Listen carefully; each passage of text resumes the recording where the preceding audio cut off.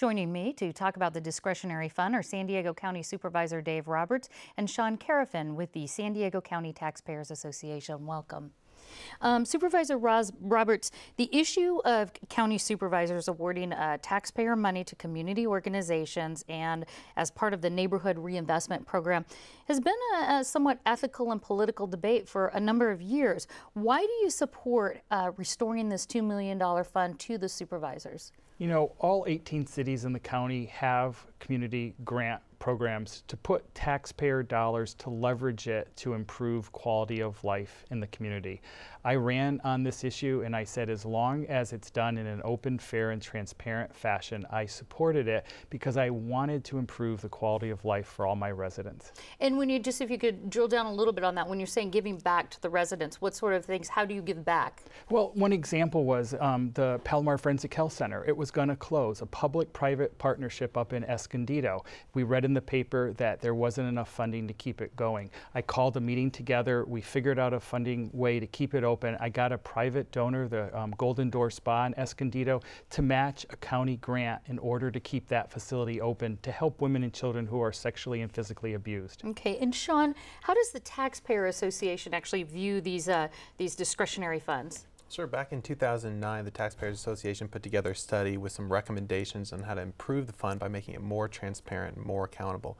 The Board of Supervisors took several of those recommendations and adopted them, and now we have a program that's extremely valuable, but we need to make sure we keep pushing for more transparency, more accountability to make sure it has that kind of credibility in the community. How would you like to see these funds be more transparent with the supervisors and be awarded and maybe kind of be accountable for how they're spent? Sure. The number one thing we'd like to see is more metrics. We'd like to see in every application there be specific performance metrics, success goals that each grantee would actually have to achieve, and then reporting out on that. So in the future we know how successful these dollars are being. Okay, and Supervisor Roberts, are these some of the changes that you're thinking of making? And if so, what is the vetting process right now? Well, I've taken a leadership role on this issue.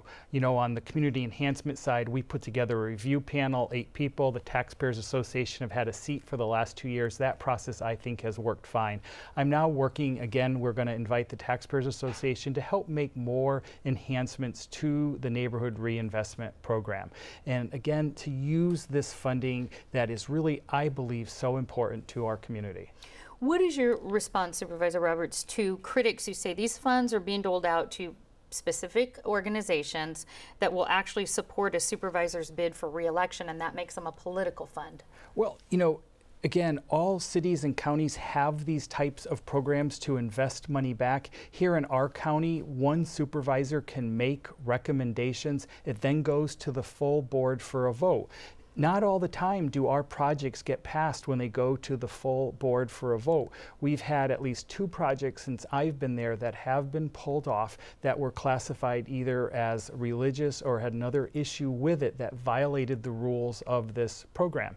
And many times you'll see that a project is just deleted when the final board is voting on it. So there's a lot of rules in place already. And what I've been talking about are even some more rules that might help improve this. One thing I've been talking about is a possible do not fund list. If a program, a nonprofit, violates the rules, they're notified that they may, and a violation might be they put up a sign that says this money was donated by Supervisor X, and that is against the rules. And so if they're notified you've violated the rules and they don't correct that within 45 days, they shouldn't be allowed to receive grant funding in a future cycle, say for a year or 2. That's the type of enhancements to really restore, because this is the taxpayers' money, and our jobs as the representative of the people is to make sure that we spend it as wisely as we can. And Sean, is there anything else you would add to that as far as making sure that supervisors themselves aren't benefiting either politically or otherwise from using this money to